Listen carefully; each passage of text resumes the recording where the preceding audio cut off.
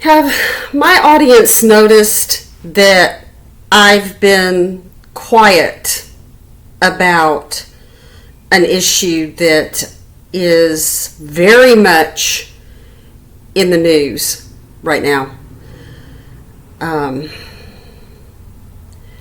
I've been struggling with myself about addressing the issue, how to address the issue without getting sued for my thoughts. And I think it's time that I do discuss the whole kids out your ears thing. And not just the kids out your ears, but the whole family system behind the kids out your ears concept. Let me begin by saying I don't really know a whole lot about the IBLP culture. I was on the farthest periphery of that. I did homeschool my children. However, I used what were called PACE workbooks that I bought from the Christian Book website. I didn't use the IBLP material. I don't know if they ever used PACEs, but that's what I used. That's what most fundamental Baptist church schools used, were the PACEs. A lot of them used the abetting courses.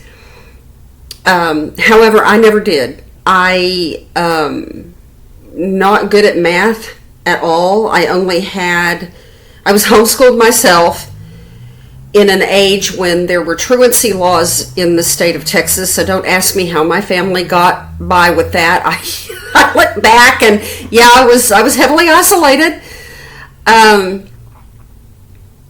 So that's a whole different story. Anyway,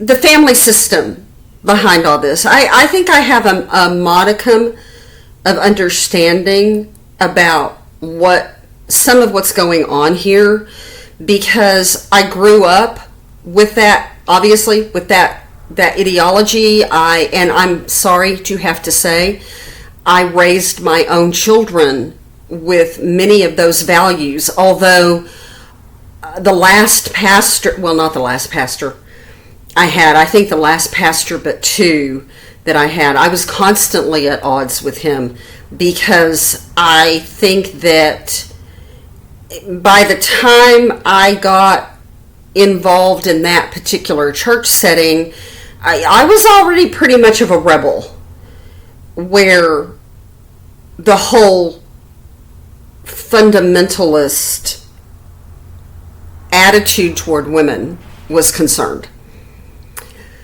So I think that people are puzzled, and I'm puzzled by it. I don't know how to say this. I grew up with the whole basic misogyny that is rampant in the fundamentalist churches. Fundamentalist churches have taken the biblical doctrine of the man being the head of the woman. I have no problem with that. The Bible states that very clearly. But they have perverted that doctrine, and they've turned it into misogyny. And we're seeing that very clearly in this whole kids coming out your ears family. And I alternate between being extremely angry with the women in that family to being extremely compassionate toward them, because it is a very cult-like setting in which to live. I'm not excusing these women, because we all have choices. However, they're living in a culture of coercive control. That's very important for people to understand. And this is where I became such a rebel. This is why that particular pastor and I had nothing but trouble toward the end. Because I was not going to go along with the premise that because the man is the head of the household, the woman has to go along with him no matter what.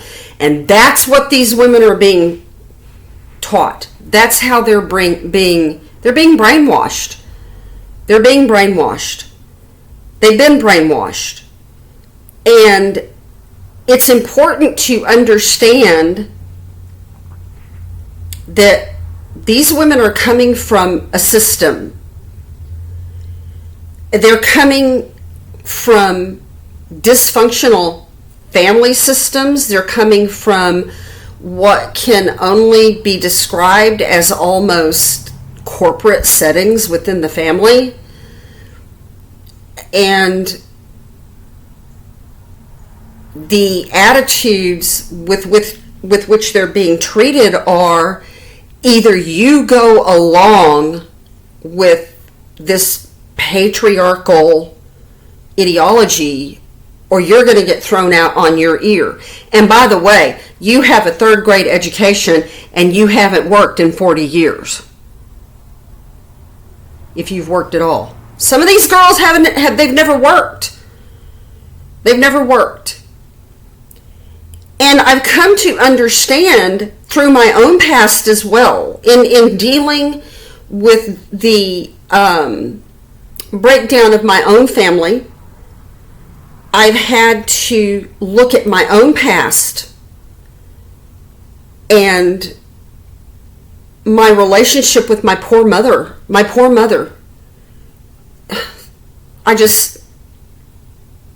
can't go there right now or I'll start crying. I did her so wrong. And I did her wrong because she was not on the same page with this whole fundamentalist women are the back doormat ideology. In the first place, she had been the family warhorse. She was coming from a whole different realm than I was. And it caused estrangement between us. The whole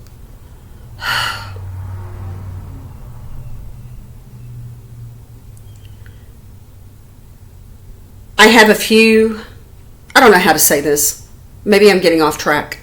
I have a few issues with some of the fundamentalist doctrine these days. I didn't used to. I used to say that I was still completely on board with the fundamentalist doctrine. However, I don't go to those churches anymore because of their attitude toward women. That's not necessarily true anymore. There are aspects of the doctrine that I do now question. I was raised on the fundamentalist doctrine with the proviso that I never entered a church. The woman who was primarily responsible for my upbringing, not my mother, her sister, they came from a fundamentalist Baptist background. My great-grandfather was a fundamentalist Baptist preacher. So they were this one aunt was very influenced by all of that, and she raised her daughter and me with these standards. However, we were not allowed to go to church. She was very angry at organized religion. She adhered to the fundamental Baptist doctrines completely, but she would not go to church. She used to say that she would die before she'd ever step foot in a church again. So, I've digressed. Women get brainwashed in these cultures. They get completely brainwashed.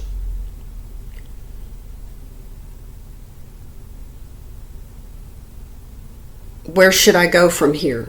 And this is what people are seeing when they're like, oh my soul, she's calling him up 4 or 5 times a day. Why is she calling him up? I mean, doesn't she care about her children? Doesn't she care about this poor little girl who's been used and abused? Doesn't she care? Well, the answer probably is yes, she cares, but she is so entrenched in this premise that she basically has to worship her husband before she worships God. In a very real sense, her husband has become her God. I mean, that's my understanding of her situation. Her husband has become her God. Whatever her husband said is automatically what God says, and it's automatically what God says because that's what her husband said. Or what the head of the whole humongous, numberless family is saying, which is probably more to the point. So these women are coming from basically the whole South American drinking your Kool-Aid because I told you so mindset. They're being destroyed, and they're being coerced into consenting to their own destruction. And because they're so entrenched and isolated and ill-educated, they're terrified to step out of the system. That system is the only system they've ever known. Stepping out of that system is life-threatening. Literally, they believe it's life-threatening. There was a time when I believed it was life-threatening. I can remember telling my daughters, well, we better pray that I'm the first to go, because if he's the first to go and we're dependent on me, we're doomed. We're going to starve in the streets. I have a 6th grade education. I haven't worked in forever. We're going to starve on the streets. Well, no, because with God, all things are possible. And he's giving me wages now on my new job, praise God, that I never would have thought I would have been capable of bringing in. It's all of God. I give him the glory. But this is something that they don't understand, because I'm sorry, they're basically being convinced to worship the very people that are at enmity with the God that they profess to worship. I've been there. I know. I used to say that about my aunt. When I started coming out from under that particular family system, and unfortunately, I just replicated it later on, which is something that I'm sorry, not stupid. That in itself is a product of the mindset that I have absorbed throughout this past 61 years. Just because a woman gets caught in these situations does not mean that she's stupid. However, most women who have come out of these abusive, misogynistic family and church systems are going to replicate that when they get involved with men. And I don't care if it's in or out of marriage. When they can deliberately rebel and choose somebody who is an atheist or an agnostic. They can do this deliberately in order to try to get away from the bondage that they come out from under. But I can almost guarantee you they're going to choose somebody who is abusive toward women. You develop this mindset because you have literally and figuratively been brainwashed. I still think of myself as being stupid. Not because I'm really stupid, But because that's what the man of the house told me. You know, you're an airhead. That was one of his favorite things. You're an airhead. You don't have sense enough to get along on your own. You don't. If I were here, you couldn't make it. So these poor women have been brainwashed to this. And it really has nothing to do with how much they love their own children or how much they care about the victim. They've been backed into a corner. Have they allowed themselves to be backed into the corner? Yes, they have. And this is the irony of the situation. They have choices. But in a very real way, they don't realize they have choices.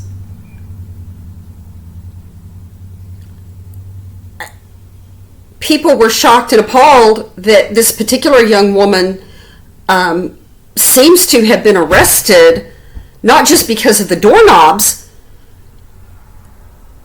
but because the house was literally and figuratively, if the information I heard was correct, she was supposed to have been arrested because the house was literally and figuratively not fit to live in. So evidently the house was my understanding is the house was so disorganized and filthy that it was a health hazard to her children. So the girl is so depressed. You think about this beautiful, beautiful, beautiful girl. I've never seen anybody with a smile like that. She has the sweetest smile. The sweetest smile. Beautiful girl. And when you see the pictures, she seems like she's got it all together, which, by the way, is another issue that women in this position face. She is so depressed. She is so attacked. She is so suppressed. She is so coerced. She is so ill-used and abused that she is completely unable to function as a normal human being, much less as a wife and mother. And these systems really will drive you to that. They really will. And you look at yourself in the mirror and you're like, I who is that? Now she may be a little too young for that yet, but if she stays in that situation, I can guarantee you, one morning she's going to wake up, she's going to look in the mirror to wash her face, and she'll be like, who is that looking back at me? I don't know that person. It is destroying her. It already has to some extent. And yet, you can say it like it is. She hasn't got courage. It doesn't seem like she's got the courage to get up and get out of this.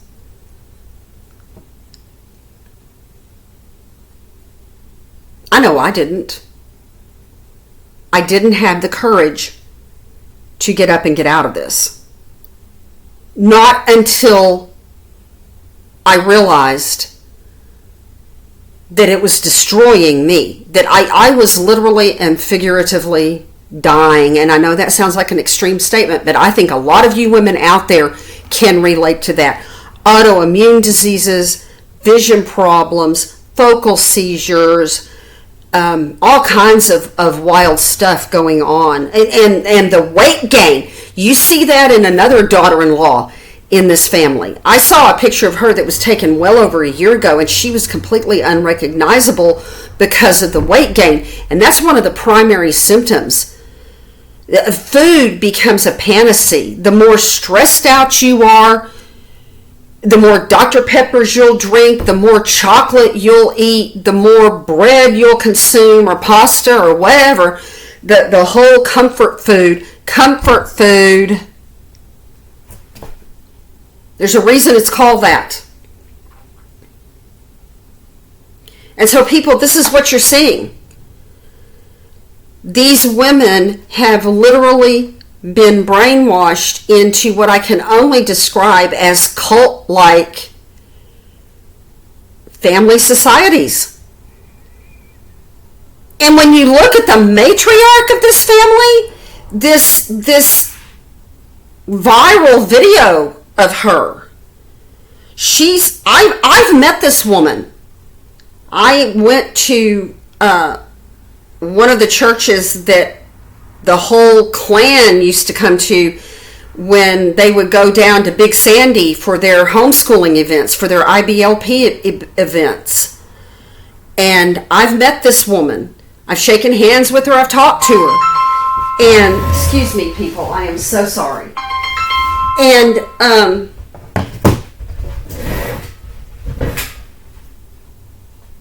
she's unrecognizable. She's unrecognizable. I think that when I met her was probably a good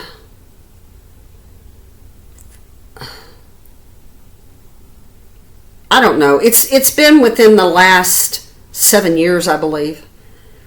And 7 years is a long time, and none of us is as young as we used to be. However, this woman has lost so much weight, and her eyes have an almost hunted look about them. And I don't think she's feeling hunted by the paparazzi. I think she's feeling hunted by the whole family system that she's living with. And I feel so sorry for her. I feel so sorry for her. I see this family system ideology working in my own children, and it just breaks my heart. And I'm partially responsible for that. I raised them with this whole, somebody asked me, because I'd made the statement that I never allowed them to speak disrespectfully of their father. Even when he was at his most abusive, I never allowed them to speak disrespectfully of their father. And I probably still wouldn't. But this person said, well, how did that work for you? And I said, not very well. Because whereas I believed I was teaching them to honor thy father, I would tell them, if you can't honor the man, then honor his position within the family. That's reasonable enough. But I don't think that they could distinguish. I think that the fact that I was teaching them things that seemed kind of contradictory. Oh, he's treating you like dirt and you're telling me to honor him? It doesn't make any sense. And by the way, you're really weak. You're weak and you're groveling. You literally lie across the back doormat. This phone, I'm going to have to turn it off. You're literally lying across the back doormat and allowing him to stomp on your nose until it's bleeding a river. And then you're telling me to honor him. That doesn't make a whole lot of sense. And I think, and to me it does. It still does. The Bible says very clearly, honor thy father and thy mother. And it still makes sense. If you can't honor the person, honor the office of that person. Honor the office within the family that they hold. But I think that they equated this with, well, then he can never be wrong.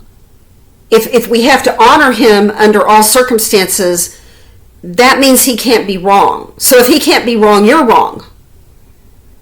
And every time you confront him on your behavior, you're not honoring him. Well, maybe it seemed like that to him, because I know toward the end I was saying things to him that I could not believe I was saying. I was like, and the things I was saying were coming from my heart. I mean, I really did feel those things, and I think that I had every right and reason to feel them. But the things that would come out of my mouth is like, oh my soul, I never would have thought that I would have said something like that to my husband. So, and again, this is one of the hallmarks of these family systems. They will pressure you, and the system will pressure you and pressure you and pressure you and abuse you and abuse you and abuse you and use you. And finally the worm turns, and then the system blames the worm for turning. And when they blame the worm for turning, they stomp on the worm and scrape it off the bottom of their shoe. Literally. So this is where these girls are coming from. This is what they're facing. They're facing these horrendous consequences for stepping out and saying, this is wrong, you're a dangerous person, and I will never have anything to do with you again. And oh, by the way, I'm suing for custody of my children. Because, they've been taught basically, without it ever being a verbal thing, they've been taught basically to worship these men. I know, because that was my attitude toward my aunt. I basically worshiped my aunt. She demanded that I worship her, and God forgive me, that's what I gave her. And because I gave that to her, because stepping outside of my relationship with this woman who had raised me, and that's very abnormal. That's very abnormal. It's very abnormal to be that attached to your caregiver. I mean, she would actually tell me, if you step out from my presence, you are stepping out from the presence of God. That's what these girls are being taught. That's what these women are being taught. If you step out from your man's presence, you are stepping out from the presence of God. And these women believe that. Now, I don't know if it's being verbally said to them. My husband never said anything like that, but boy, I gotta tell you, I knew it. I knew it. You step out from me, you do things that I don't want you, I'm gonna annihilate you, girl. And so, and this is, it's like a good friend has said to me, well, your children see what he's done to you. What would he do to them? There you go. There you go. Stepping out of these systems is perceived by these women as being life-threatening. And unfortunately, we are all only human. Even when we're mothers, we're only human. And self-preservation is our first reaction. God, forgive us. Self-preservation is our first goal. Even when we're on an airplane and the oxygen gives out, what are we told to do? We're told to put our mask on and then attend to our children. That seems counterintuitive. But that's the way our nervous system works anyway. Self-preservation. And then there's the whole, you know what you know in your head, whether you're whitewashing the whole sepulcher, you still know what you know in your head, and you know that if this person has free time with your children, unsupervised, extended unsupervised periods with your children, I mean, that too is unthinkable. You divorce him, he's managed to hide what he's doing, and you are forced to allow your children to live alone with this man for prolonged periods. That is unthinkable. That is unthinkable. You can't stand the thought of your children spending prolonged periods with this alone with this man who has these problems that you know he has, but you will not acknowledge publicly.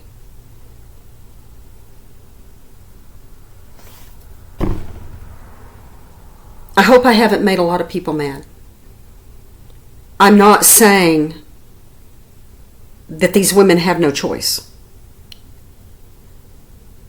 I am saying that in many cases, they might, quite frankly, not realize that they have a choice.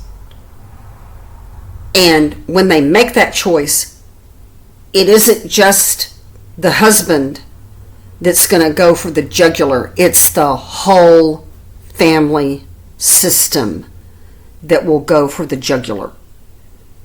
Because when you step out and you say, I'm not living like this anymore, you basically pull the rug out from everybody. And you are perceived as being a traitor. You're perceived as being disruptive. You're perceived as abandoning everyone. Who wants to go there? Who wants to go there? How much courage does it take to be willing to go there? It took me 3 years to realize that one of the reasons that I unleashed so much vengeance and vindictiveness was because my divorcing him was a public thing. I had spent all these years whitewashing our family. And then all of a sudden it's like, nope, I'm not doing this anymore. I'm serving you with divorce papers. And I'm 58 years old. I have no education. I haven't worked in a quarter of a century. And then it turned out that there was no money. No money. Anywhere. I think I've said that I did eventually get $1,500 in cash, but that's all I got.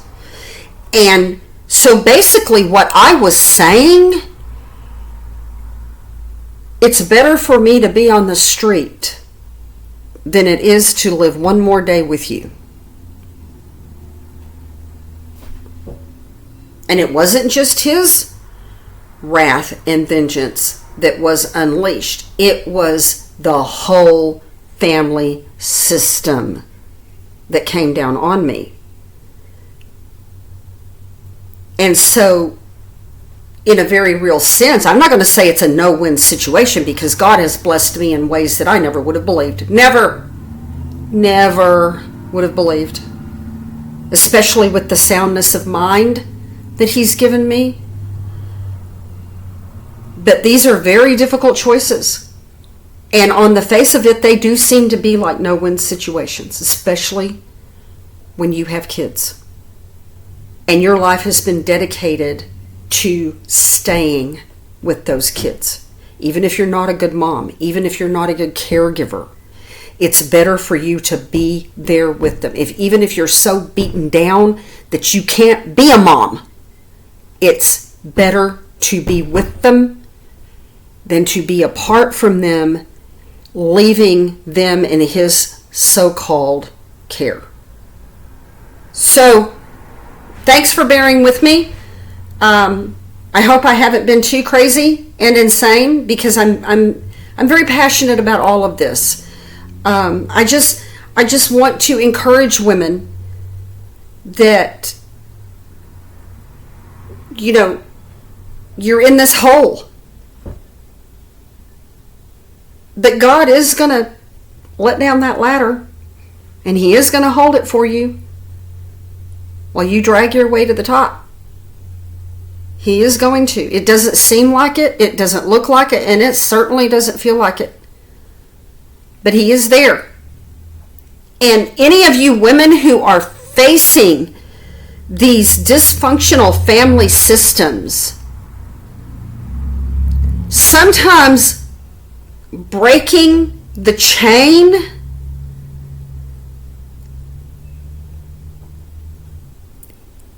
it's going to leave you isolated in a different way. You're already isolated. 9 times out of 10, you're probably the scapegoat in the family. You're already isolated. And you're going to be isolated in a different way. However, it is when you allow yourself to be isolated in that different way that God really can work for you and with you and in you.